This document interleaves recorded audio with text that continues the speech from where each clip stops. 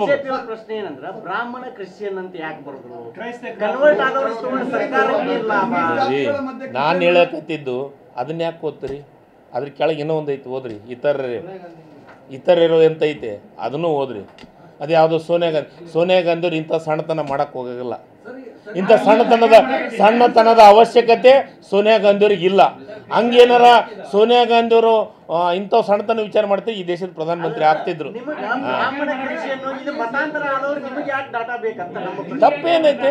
ಇರಲಿ, ಯಾಕೆ ಇರಬಾರ್ದು ಸರ್? ನಾನು ಹೇಳಕತ್ತೀನಲ್ಲ, ಯಾಕೆ ಇರಬಾರ್ದು?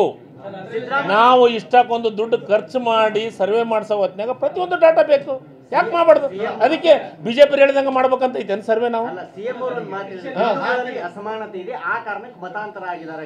ನೋಡ್ರಿ, ಅದು ಮತಾಂತರ ಆಗೋದು ಕಾನೂನೊಳಗೆ ಅವಕಾಶ ಇದೆ. ಯಾಕಿಲ್ಲ?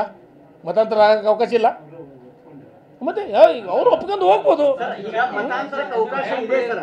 ನೋಡ್ರಿ, ಏನ್ ಹೇಳಕತ್ತೀರಂತಂದ್ರೆ, ಬೇಡ, ಆಮಿಷದ ಮೇಲೆ ಮತಾಂತರ ಆದ್ರೆ ಅದಕ್ಕೆ ನಮ್ಮದು ವಿರೋಧ.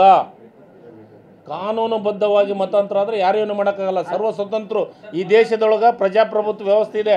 ನಾನು ಹೇಳಕತ್ತೀನಿ, ಹಿಂದೆ ಬಿ ಜೆ ಪಿಯವರು ಮೆನು ಮಾಡಿದ್ರಲ್ಲ, ಹಂಗೆ ಮೆನು ಮಾಡೋಕ್ಕೊಡಕ್ಕಾಗತ್ತಾನ? ಮುಂಜಾನೆ ಟಿಫಿನ್ ಇದನ್ನು ಮಾಡಬೇಕು, ಮಧ್ಯಾಹ್ನ ಊಟ ಇದನ್ನು ಮಾಡಬೇಕು. ಅದಲ್ಲ ಇದು ಕಾಂಗ್ರೆಸ್ ಸರ್ಕಾರ, ಸಿದ್ದರಾಮಯ್ಯನವರ ಸರ್ಕಾರ, ಡಿ ಕೆ ಶಿವಕುಮಾರ್ ಸರ್ಕಾರ.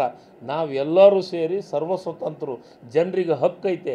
ಎಲ್ಲರೂ ಅವ್ರು ಏನು ಬರೆಸ್ಬೇಕಾಗೈತೆ ಅದನ್ನು ಬರೆಸ್ಲಿ. ನೀವು ಅದನ್ನು ಅವರು ಬರೆಸೋ ಸಲುವಾಗಿ ನೀವ್ಯಾಕೆ ಟೆನ್ಷನ್ ತೊಗೊಳಕತ್ತೀರಿ?